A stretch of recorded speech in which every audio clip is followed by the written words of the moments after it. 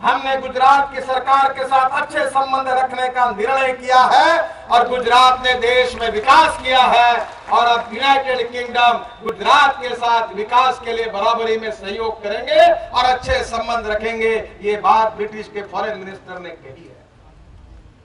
मुझे कभी कभी लगता है कि दो बातों के हम शिकार बने हुए हैं, एक इमेज वर्सेस रियलिटी और दूसरी ग्राउंड रियलिटी वर्सेस परसेप्शन। मैं अंग्रेजी के मीडिया में लगातार जब चर्चा करता हूं, इंटरव्यू करता हूं, तो मुझे नरेंद्र भाई के बारे में और गुजरात के बारे में बहुत सवाल पूछे जाते हैं। मैं बार बार उनको बताता हूं कि आप गलतफहमी में हो, आप झूठा प्रचार कर रहे हो, भारतीय जनता पार्टी को और गुजरात की सरकार को बदनाम कर रहे हो। राष्ट्रीय स्वयंसेवक संघ, विद्यार्थी परिषद और भारतीय जनता पार्टी में जो सिद्धांतों को लेकर हम काम कर रहे हैं, उन सिद्धांतों ने कभी हमको किसी धर्म के साथ, किसी जात के साथ, किसी पंथ के साथ, किसी के आधार पर किसी डिस्क्रिमिनेशन की विचारधारा कभी नहीं सिखाई। राष्ट्रवाद हमारी प्रेरणा है, राष्ट्र की सर्वांगीण उन्नति और विकास ये हमारा प्रेरणा स्रोत है। गुड इकोनॉमिक गवर्नेंस और डेवलपमेंट हमारा मिशन है, जो गुजरात में हमारी सरकार ने सिद्ध करके दिखाया है। केवल हिंदुस्तान में ही नहीं तो पूरी दुनिया में एक विकास का रोल मॉडल करके हम गरीबी कैसे दूर कर सकते हैं, बेरोजगारों को रोजगार कैसे दे सकते हैं और गुजरात का विकास करके पूरे देश को विकास का मार्ग कैसा दिखा सकते हैं, ये नरेंद्र भाई जी के नेतृत्व में गुजरात की सरकार ने सिद्ध करके दिखाया है। कितने अच्छे रोड बने हैं। देश का पहला एक्सप्रेस हाईवे मैंने बनाया था मुंबई और पूना के बीच में। मुंबई में 55 उड्डान पुल बनाए और मैंने समुद्र में जो आप सीलिंग प्रोजेक्ट दिखते हैं वो भी मुझे बनाने का सौभाग्य मिला है। अटल बिहारी वाजपेयी जी की सरकार में जब उन्होंने मुझे बुलाया था, तब उन्होंने कहा था कि गांव के रोड को, राष्ट्रीय महामार्गों को सुधारने का आप योजना तैयार करो। अटल जी के मार्गदर्शन में प्रधानमंत्री ग्राम सड़क योजना जो 60,000 करोड़ की बनी, वो बनाने का सौभाग्य मुझे मिला। राष्ट्रीय महामार्ग को 4 लेन में रूपांतरित करने का, उसका पहला रिपोर्ट तैयार करने का अवसर मुझे मिला। तब अटल जी को जब मैंने रिपोर्ट दिया था, तो उस रिपोर्ट पर मैंने एक वाक्य लिखा था अमेरिकन प्रेसिडेंट जॉन केनेडी का। जॉन केनेडी जी ने कहा था कि American roads are not good because America is rich, but America is rich because American roads are good. America धनवान है, इसके कारण अमेरिका के रास्ते अच्छे नहीं हुए, तो अमेरिका के रास्ते अच्छे हुए, इसके कारण अमेरिका धनवान हुई। बहनों और भाइयों, मैं विश्वास के साथ कहना चाहता हूं कि इंफ्रास्ट्रक्चर में तो बहुत कुछ काम मैं कर चुका हूं। जितना काम पावर में, रोड में, अच्छे अच्छे बड़े बड़े पोर्ट बनाने में जितनी अच्छी सफलता नरेंद्र भाई के नेतृत्व में गुजरात के सरकार ने मिलाए, उतनी सरकार कांग्रेस वालों ने कोई काम कुछ ना किया। जरा देखिए, पंडित जवाहरलाल नेहरू देश के प्रधानमंत्री बने, उन्होंने कहा गरीबी दूर करना है। फिर इंदिरा जी बनी, उन्होंने गरीबी हटाओ का नारा दिया। फिर राजीव गांधी आए, उन्होंने गरीबी हटाओ का नारा दिया। फिर सोनिया गांधी आई, उन्होंने गरीबी हटाओ का नारा दिया। अब राहुल गांधी भी, नेहरू जी का पोता भी गांव गांव जाकर गरीबी हटाओ का नारा दे रहा है। कांग्रेस पार्टी नारा लगाती है सोनिया जी आई है, नई रोशनी लाई है, हमारे राज्यों में ज्योति होगी, बिजली चली गई है। कांग्रेस ने क्या किया? 1947 से लेकर आज तक 65 साल में क्या हुआ? महाराष्ट्र में, मैं विदर्भ से आया हूं, किसानों में काम करता हूं, कपास की खेती करता हूं। आपके यहाँ के किसान मुझे इस्राइल में मिले थे। मैं इस बार मेरे यहाँ के 50 किसानों को लेकर जा रहा हूं। मैं चाइना में गया था, हमारे विदर्भ में भी कपास होता है, पर हमारा कपास निर्यात नहीं होता, पर गुजरात कॉटन के नाम से गुजरात के किसानों को कीमत मिलती है और चाइना के मार्केट में गुजरात का कपास खरीदा जाता है। ऐसा क्यों है? महाराष्ट्र में लीडर ऑफ अपोजिशन था, मैं विधानमंडल में अपने मुख्यमंत्री को पूछा था कि आपके कपास को कीमत क्यों नहीं मिलती, क्योंकि वहां हमारी गवर्नमेंट स्कीम है, वो कपास की बेल के अंदर जूते चप्पल डाल के वजन बढ़ा देते हैं। ऐसे कांग्रेसी काम किया, हमारा कपास रिजेक्ट हो गया, कोई वर्ल्ड में लेता नहीं। और गुजरात का कपास उसको कीमत मिल रही है। 65 साल में से 57 साल कांग्रेस पार्टी को शासन करने का मौका मिला देश में, गरीबी दूर हुई। अब हमारी सरकार कहती है कि बड़े शहरों में जो लोग रहते हैं, जिनका रोज का इनकम 32 रुपए से ज्यादा यानी 33 रुपए प्रतिदिन है, मनमोहन सिंह जी और सोनिया जी की सरकार कहती है कि वो बहुत धनवान लोग हैं। अब अहमदाबाद और बड़ौदा जैसे शहर में 33 रुपए प्रति नगर आमदनी होगी और 999 रुपए महीने में धनवान कैसे करके कैसे जीवन जिया जा सकता है, इसका मार्गदर्शन तो सोनिया गांधी और मनमोहन सिंह जी ही कर सकते हैं।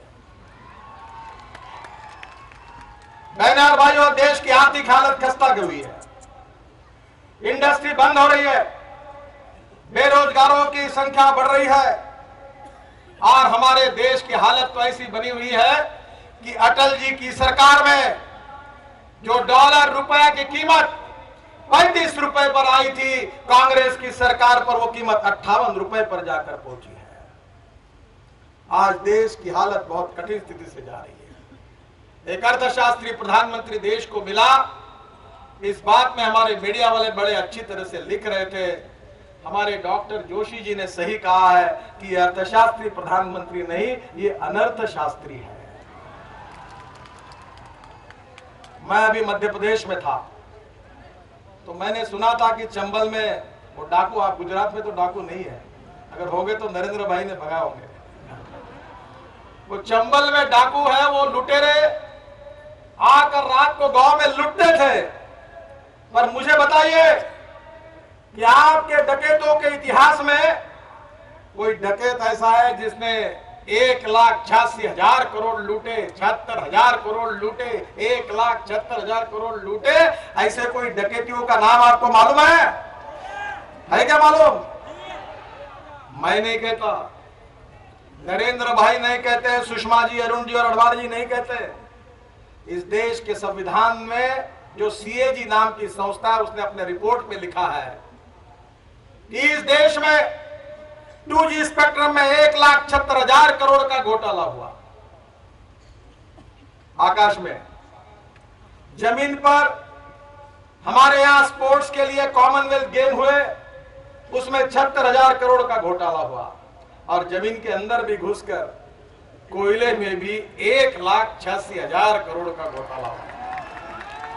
कांग्रेस वाले कितने कलाकार है देखो, हवा में भी लक्ष्मी दर्शन, जमीन पर भी लक्ष्मी दर्शन और पाताल में जाकर कोयले में भी मुंह काला करके लक्ष्मी दर्शन। देश में लूट मची है और यहां आकर गुजरात में क्या विकास की बात सोनिया जी करती है। सीबीआई का मिसयूज किया गया, निरपराध भारतीय जनता पार्टी के कार्यकर्ताओं पर केसेस डाली गई। मैं कल उत्तर प्रदेश में था, सभी अपने अलायंस पार्टनर को, ये यूपीए के सबसे ट्रस्टेड अलायंस पार्टनर अगर समन्वयक कोई है तो सीबीआई का डायरेक्टर है, जो कभी मुलायम सिंह जी को, कभी मायावती को, कभी शरद पवार को, कभी झारखंड मुक्ति मोर्चा को, कभी जगन रेड्डी को सीबीआई की फाइल दिखाते हैं और यूपीए की सरकार चलाते हैं। मैंने तो कह दिया कि एक बार कांग्रेस के ही केंद्रीय कार्यालय में 2 कमरे खाली करो और बाजू में ही सीबीआई डायरेक्टर को कांग्रेस के वर्किंग कमेटी का स्पेशल इन्वाइट करके बुलाकर उसका ऑफिस वही करा दो। कल मैंने उत्तर प्रदेश में कहा, मैं भारतीय जनता पार्टी का जरूर कार्यकर्ता हूं, पर जमीन पर काम करने वाला कार्यकर्ता हूं। मजदूरों में काम किया, मैंने विद्यार्थियों में काम किया, आंदोलन किए और ईंट का जवाब पत्थर से देना भी जानते हैं हम लोग। लोकसभा का चुनाव होने वाला है, भारतीय जनता पार्टी का शासन आकर दिल्ली की पार्लियामेंट पर हमारा झंडा लहरने वाला है और निश्चित रूप से गुजरात का विकास और 2 गुना बढ़ेगा।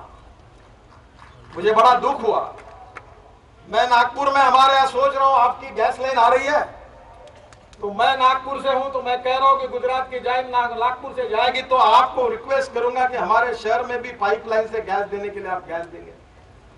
तो मुझे बताया गया कि केंद्र सरकार ने आपको गुजरात में सब लोगों को गैस देने के लिए पाइपलाइन की मंजूरी के लिए इस सरकार ने यह दानत दिखाई कि आपका काम नहीं है, केंद्र सरकार का काम है, आपको अनुमति नहीं दी है। कौन सी सरकार?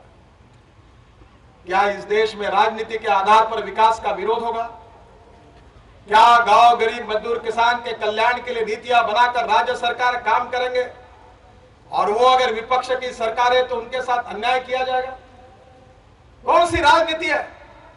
हमारे संविधान में, हमारे संविधान के फेडरल स्ट्रक्चर को भारतीय जनता पार्टी नहीं, कांग्रेस पार्टी नहीं, हिंदुस्तान के संविधान के निर्माताओं ने उसको मान्य करके स्वीकार किया है। के विभिन्न क्षेत्रों में जो विकास का काम किया गया है, गांव गरीब मजदूर किसान के कल्याण की योजनाएं चलाई गई है, नर्मदा का पानी साबरमती में लाकर किसानों को सिंचाई की व्यवस्था की गई है, सोलर एनर्जी जैसे बड़े बड़े प्रकल्प यशस्वी रूप से हमारे गुजरात के सरकार ने करके दिखाया है। मैं हिंदुस्तान में भारतीय जनता पार्टी के आखिरी एक ही बात कहकर अपना भाषण समाप्त करूंगा कि राष्ट्र की सर्वांगीण उन्नति, राष्ट्रवाद हमारा विचार है। Good economic governance and development with e governance, ये हमारा मिशन है, उद्दिष्ट है। और पंडित दीनदयाल उपाध्याय जी का अंत्योदय का विचार, ये हमारे जीवन का अंतिम लक्ष्य है।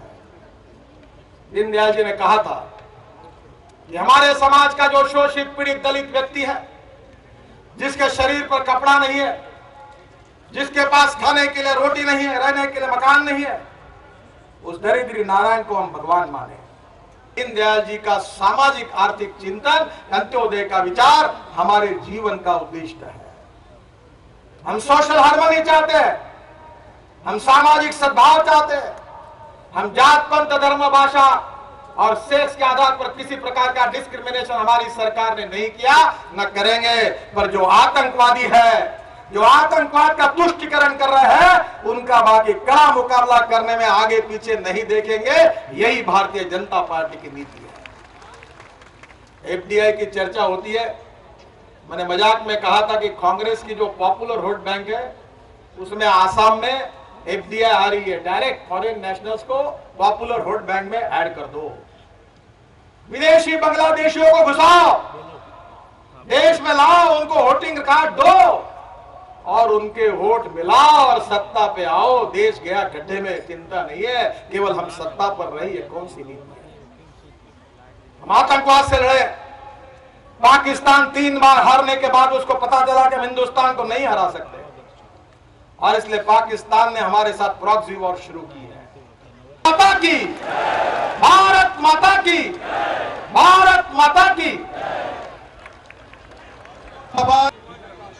एक स्वच्छ जाहिर जीवन અને મૂલ્ય આધારિત રાજનીતિ નો આ દસકો એનું એક પુસ્તક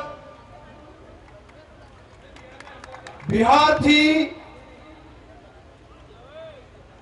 रामेश्वरजी चौरसिया जो धारासभ्य श्री है, तेओ बिहार वती अहींया आपणा मान्य मुख्यमंत्री श्रीનું स्वागत करी रह्या छे। मैं जे बात करी वो અને ऐतिहासिक सभाने आप संबोधन करो आदरणीय श्री मोदी साहेब।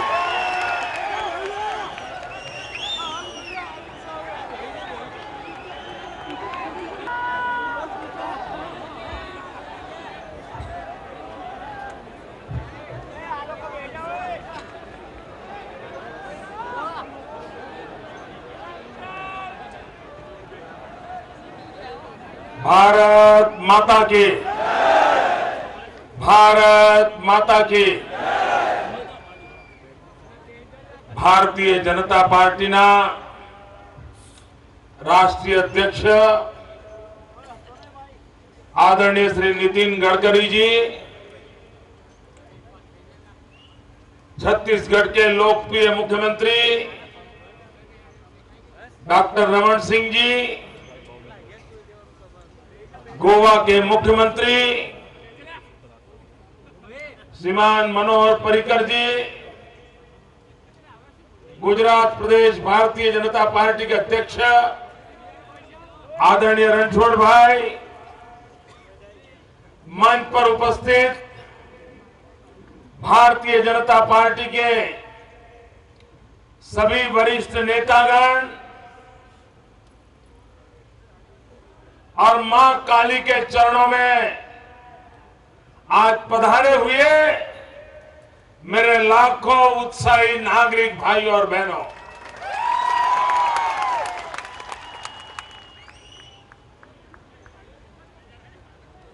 11 सितंबर को मां बहुचर के आशीर्वाद लेकर के ये यात्रा चली थी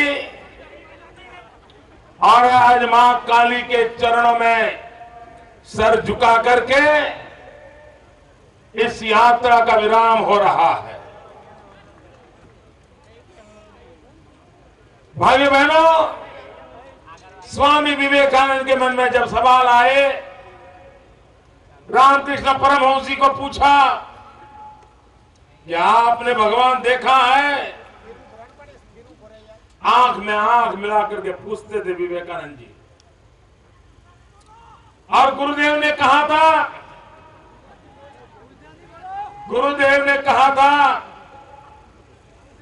कि हाँ, कई वांधो नहीं भैया, आखो देश सांभळे છે અત્યારે, આખો દેશ સાંભળે છે દોસ્ત। તારા ગુજરાતીના પ્રેમને લાખ લાખ વંદન દોસ્ત। भाइयों बहनों, विवेकानंद जी ने आंख में आंख डाल करके पूछा था कि आपने भगवान को देखा है? और गुरुदेव रामकृष्ण परमहंस ने कहा था, जैसे मैं तुम्हें देख रहा हूं वैसे ही मैंने भगवान को देखा है। और फिर उन्हें कहा था, जाओ काली के पास, तुम्हें जो मांगना है काली के पास मांगो। और विवेकानंद जी काली के पास गए, माता काली के पास खड़े रहे, लेकिन कुछ नहीं मांगा। घंटों देर तक मां को देखते रहे, लेकिन कुछ नहीं मांगा। वो रामकृष्ण देव के पास गए, रामकृष्ण देव ने कहा, तुमने कुछ मांगा? उन्होंने कहा, नहीं मांगा। बोले मांगने के लिए तो गए थे, दोबारा जाओ। दोबारा भेजा, कुछ मांगे बिना फिर वापिस आया। वो नरेंद्र नाथ थे, वो स्वामी विवेकानंद थे, वो दिव्य आत्मा थे। वो काली के पास गए, कुछ भी मांगे बिना लौट आए। ये नरेंद्र तो एक सामान्य इंसान है। आपके जैसा एक सामान्य इंसान है। मैं आज काली के चरणों में आया हूं, लेकिन मैं विवेकानंद जी की तरह बिना मांगे लौटने वाला नहीं हूं। वो तो दिव्य आत्मा थे, मैं एक सामान्य इंसान हूं। मैं काली से मांग रहा हूं, हे मां, मेरे गुजरात पर इतने आशीर्वाद बरसाओ कि मेरे 6 करोड़ गुजराती सुखी और समृद्ध हो। मां काली, मेरे गुजरात पर ऐसे आशीर्वाद बरसाओ कि मेरे राज्य में कभी अकाल न हो। मां काली, मेरे गुजरात पर ऐसे आशीर्वाद बरसाओ कि मेरे गुजरात में कभी कोई प्राकृतिक आपदा न हो। मां काली, मेरे गुजरात पर ऐसे आशीर्वाद बरसाओ कि यहां का जन जन भाईचारे से जिए, शांति, एकता और सद्भावना का मंत्र लेकर के गुजरात को नई नई ऊंचाइयों पर ले जाने के लिए वो निरंतर योगदान देता रहे। शिक्षा सुलभ हो, आरोग्य हो, मेरी माताएं गौरव के साथ जी सके ऐसा अवसर हो, मां काली, मेरे गुजरात को यही चाहिए, हमारे और कोई मांग नहीं।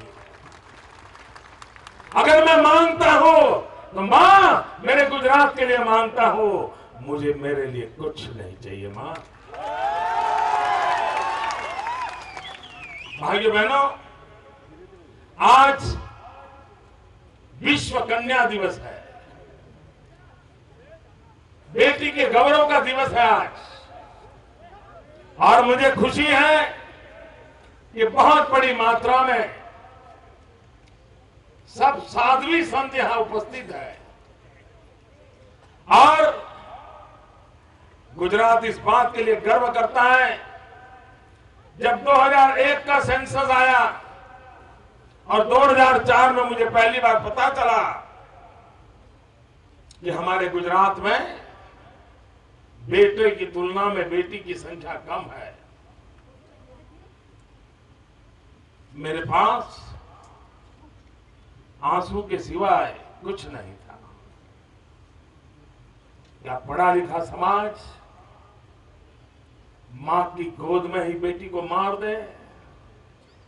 मां काली तू विराजती हो, मां अम्बा तू विराजती हो, मां बहुचर तू विराजती हो।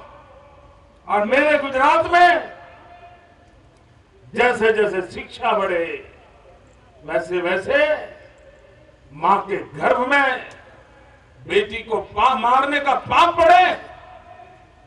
ये कलंक है, ये समाज को शोभा नहीं देता है। और इस बात को लेकर के 2005 से एक जन चेतना प्रारंभ की। मां काली तेरे चरणों में आज निवेदन करता हूं, हमें बड़ा संतोष है, बड़ा गर्व है कि मेरे गुजरात की माताओं ने, मेरे गुजरात के पुरुषों ने इस पाप को समझ में एक दर्द महसूस किया। और मेरे गुजरात में मां के गर्भ में बच्चियों को मारना अब सबको पाप लगने लगा है। और मेरे राज्य में बच्चियों की संख्या बढ़ने लगी है।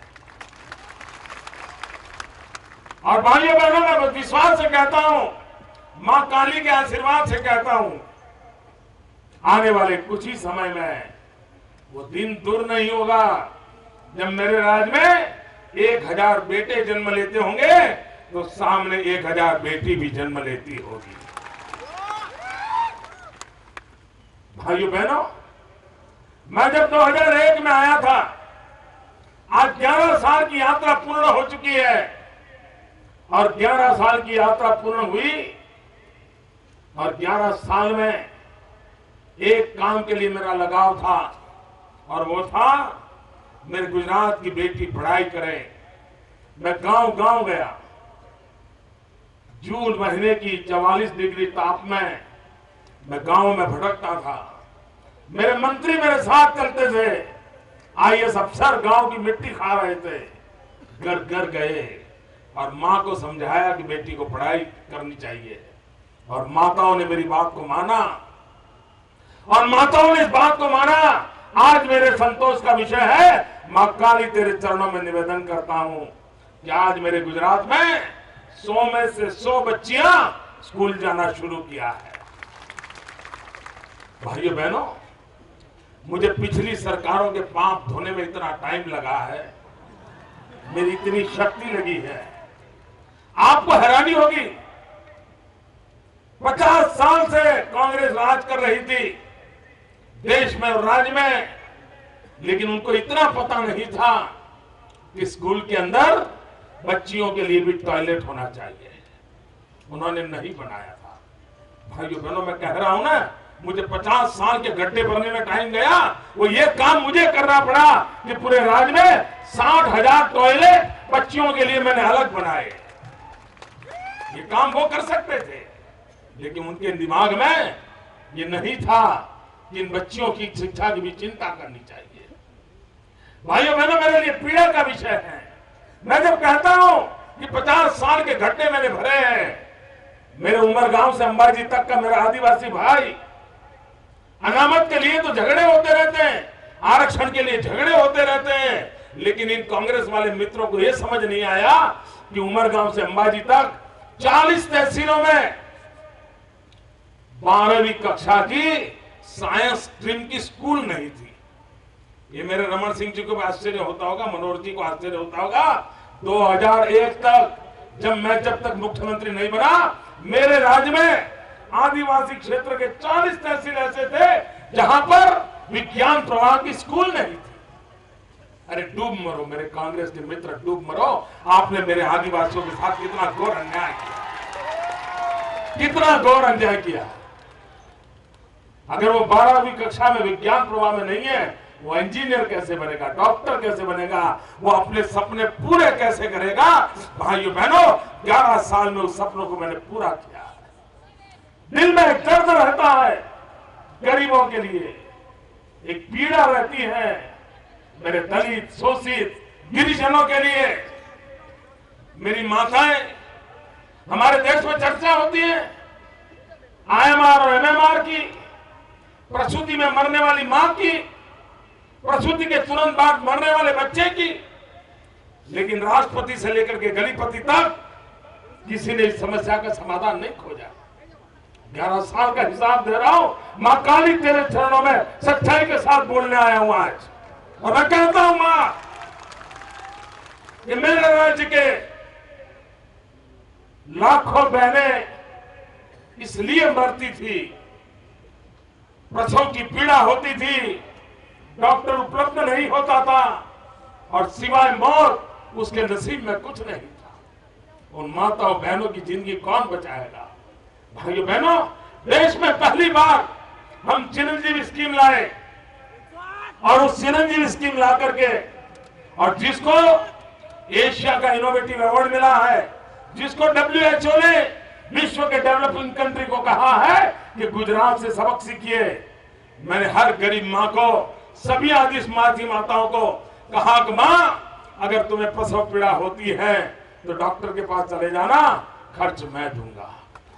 और आज लाखों के तादाद में मेरी माताओं की प्रसूति अस्पताल में होती है। मेरे कांग्रेस के मित्रों, मुझे पीड़ा होती है समाचार देते समय कि जब आप लोग शासन कर रहे थे, मेरे गुजरात में सिर्फ 45% माताएं ऐसी थी जिनकी प्रसूति डॉक्टर के पास होती थी। 55% माताएं ऐसी होती थी जो घर की गंदगी के बीच बालक को जन्म देती थी। आज मैं गर्व से बात कहता हूं कि दाहोद जैसे जंगलों में बसने मेरे आदिवासी भाइयों तक की आज अस्पताल में प्रसूति करीब 98% पहुंची है। 98% पहुंची है। मुझे संतोष इस बात का है कि मैंने लाखों माताओं की जिंदगी बचाई है। मुझे संतोष इस बात का है, जन्म लेते ही मरने वाले हजारों बच्चों की जिंदगी मैंने बचाई है। मां काली, तेरे आशीर्वाद के कारण ये जीवन रक्षा का काम करना मेरे से संभव हुआ है। माताओं बहनों, आज मैं आपको हिसाब देना चाहता हूं, 11 साल का ब्यौरा देना चाहता हूं। इसी पावागढ़ में मैं आया था, आपको याद होगा, डॉक्टर अब्दुल कलाम भारत के राष्ट्रपति को लेकर के आया था चांपानेर में, और उस दिन मैंने हिंदुस्तान में एक नए इतिहास को कायम किया था। वो दिन था, उस समय पंडित नवल किशोर शर्मा जी भी महामहिम उस समय थे, वो हमारे साथ थे। 2 दिन पूर्व ही उनका निधन हो गया।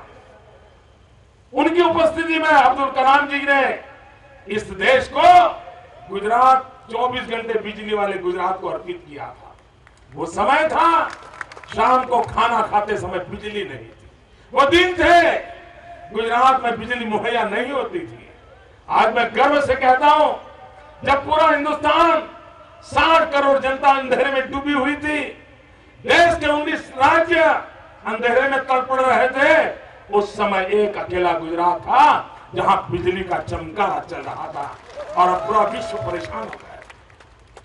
डॉक्टर मनमोहन सिंह जी, मैं आज सवाल आपसे पूछना चाहता हूं, और कभी न कभी भारत सरकार को जवाब देना पड़ेगा। ये चाइना पूरे विश्व के सामने अपने सांघाई को प्रस्तुत करता है, और पूरे विश्व को सांघाई दिखा करके आकर्षित करता है। हर देश की एक स्ट्रेटेजी होती है। उसका सबसे विकसित इलाका होता है, पूरे विश्व को वहां से ले आते हैं। आप जापान जाएंगे, वो टोक्यो को दिखाते हैं और जापान की ओर आपको आकर्षित करते हैं। सारी दुनिया में होता है। अरे प्रधानमंत्री, आज आप मुसीबतें भोग रहे हो, आपने गुजरात को भी हिंदुस्तान का हिस्सा माना होता, गुजरात को भी आपने अपना माना होता, तो दुनिया से आने वाले मेहमानों को आप गुजरात ला करके गुजरात दिखाते और पूरे विश्व में भारत की साख बढ़ाते।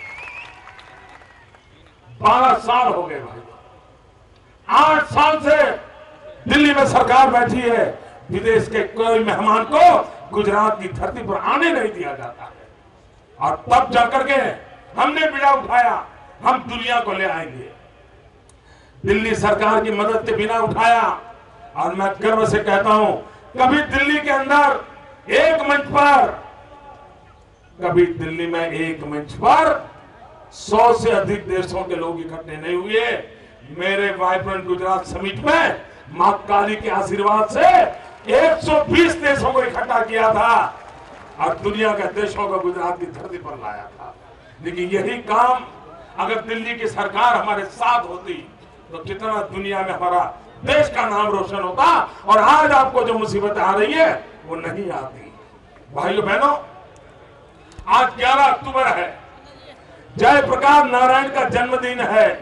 और यही जयप्रकाश नारायण थे जिन्होंने 1975 में गुजरात में जो नवनिर्माण आंदोलन हुआ, जयप्रकाश नारायण ने जिस आंदोलन का नेतृत्व किया, गुजरात के छात्रों ने जो आंदोलन चलाया और जन आंदोलन के माध्यम से एक भ्रष्ट सरकार को परास्त किया था। आज देश को एक और जयप्रकाश की तलाश है। आज देश को एक जयप्रकाश की और जरूरत है, ताकि जिस प्रकार से दिल्ली भयानक भ्रष्टाचार में डूबा है, उस दिल्ली को सबक सिखाने के लिए पूरे देश में भ्रष्टाचार के खिलाफ एक माहौल बनाने की आवश्यकता है। भाइयों बहनों, आज ब्रिटिश गवर्नमेंट ने देर आए दुरुस्त आए, 10 साल से उन्होंने निर्णय किया था कि हम गुजरात से डिप्लोमेटिक रिलेशन नहीं रखेंगे। आज गुजरात में सर्वाधिक इन्वेस्टमेंट किसी का है तो ब्रिटिश का है, और ब्रिटिश ने कहा तो फिर यूरोप ने कह दिया कि हम भी नाता नहीं रखेंगे। 10 साल से वो हमारे से नाता नहीं रखते थे। आज उनको समझ आया है कि गुजरात का महत्व क्या होता है। दिल्ली के मनमोहन सिंह जी को समझ आए या ना आए, लेकिन ब्रिटिश सरकार को समझ आ गया है और उन्होंने गुजरात को गले लगाना तय किया है। मैं स्वागत करता हूं उनके निर्णय का, और मैं विश्वास देता हूं दुनिया को, गुजरात और पूरा यूरोप मिलकर के विश्व कल्याण के काम में कोई कमी नहीं रखेंगे। दुनिया में प्रगति के काम में हम विश्वास से आगे बढ़ेंगे। भाइयों बहनों, बहुत लंबे अरसे से सभा चल रही है, इसलिए मैं भी आज आपका समय लेना नहीं चाहता हूं। चुनाव की चर्चा मैं इसलिए नहीं करता हूं क्योंकि मुझे विश्वास है गुजरात की जनता ने भव्य दिव्य गुजरात निर्माण करने का फैसला कर लिया है। मुझे पूरा विश्वास है कि मैडम सोनिया जी 50 बार आएगी, ये गुजरात को जीत नहीं सकती है। गुजरात भ्रष्टाचारियों के हाथ में नहीं जा सकता, गुजरात कौभांडकारियों के हाथ में नहीं जाता। और भाइयों बहनों, आपने इतनी बड़ी मात्रा में आकर के इस पूरी यात्रा में मेरा जो स्वागत किया, सम्मान किया, मैं सबका आभारी हूं। भाइयों बहनों, 11 साल में आपने जो हमें साथ दिया, सहयोग दिया, इसके लिए भी मैं आपका आभारी हूं। भारत माता की, भारत माता की, भारत माता की। एक नारा आज बोलना है दोस्तों, मेरे साथ एक नारा बोलेंगे। झांसी की रानी, ये झांसी की रानी ने अंग्रेज सल्तनत को कहा था कि मेरी झांसी नहीं दूंगी। भाइयों बहनों, मेरे साथ मदद कीजिए। झांसी की रानी ने कहा था मेरी झांसी नहीं दूंगी। आज 6 करोड़ गुजरातियों की आवाज है कि भ्रष्टाचारियों को हमारा गुजरात नहीं देंगे, बेईमानों को गुजरात नहीं देंगे। मेरे साथ बोलिए नारा, मैं बोलूंगा नहीं देंगे, नहीं देंगे। आप बोलेंगे हमारा गुजरात नहीं देंगे, नहीं देंगे, नहीं देंगे। दो मुट्ठी बंद करके पूरी ताकत से बोलो, नहीं देंगे, नहीं देंगे, नहीं देंगे, नहीं देंगे।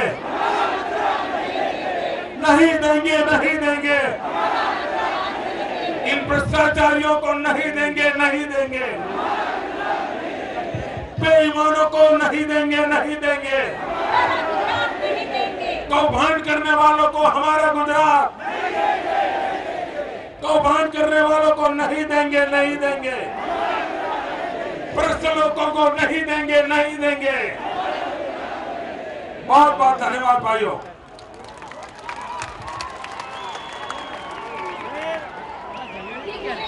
संपूर्ण क्रांति दिवस સુધી